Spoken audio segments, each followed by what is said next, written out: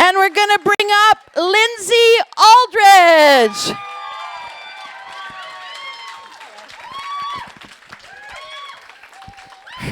Hello.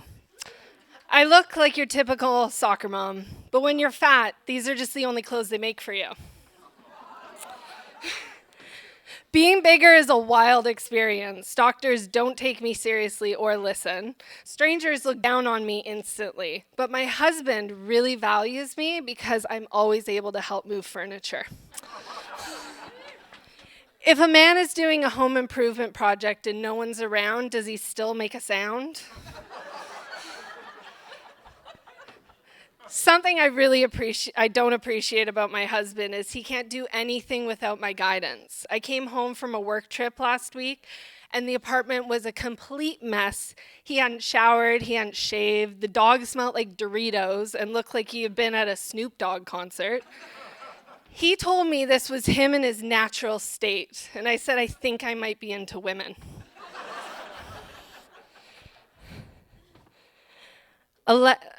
My lesbian friend and I both went down to the store to buy some rosemary for a dinner from a raccoon. Lesbian, both, rosemary, raccoon. These are words I have never been able to say correctly.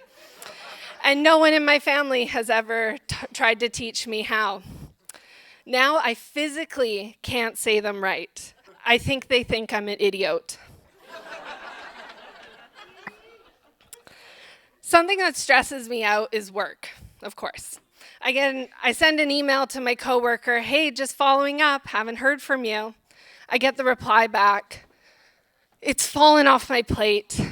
It's fell on the back burner, I've completely forgot.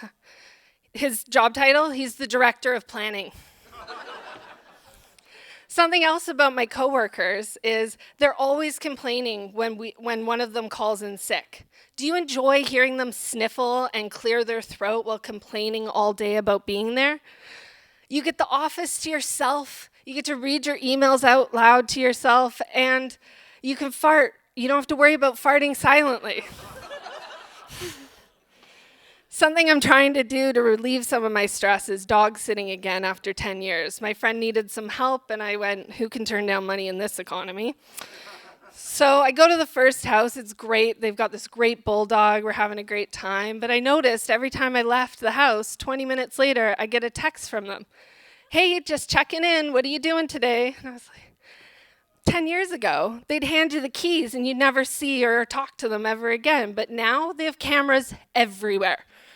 All over the house. They caught me having a dance party with their dog, critiquing their horribly organized and designed kitchen, and doing my new moon ceremony in the backyard naked.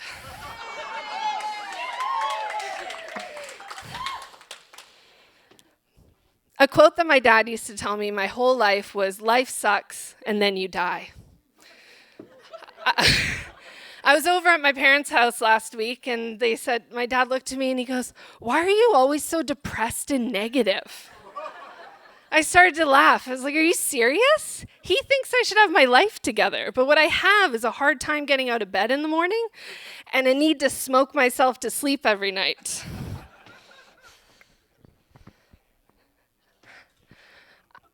Even though I have this family, I'm still trying to have a baby, and we have changed our lifestyle, and we are taking all these herbs from the Eastern medicine doctor, and we are taking all the advice that they say to do.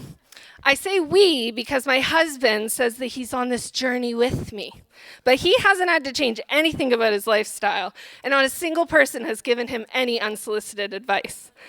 I have been given so much advice, I could write a book about how not to get pregnant. I was at the doctor, and she told me again, you need to lower your stress levels if you want to get pregnant. I guess she's never had to deal with a mother-in-law that doesn't have a grandchild yet. People are always asking me, are you going to have kids? When are you going to have kids? And instead of the typical answer of, we're trying, I now just say we're banging all the time, and I'm full of cum.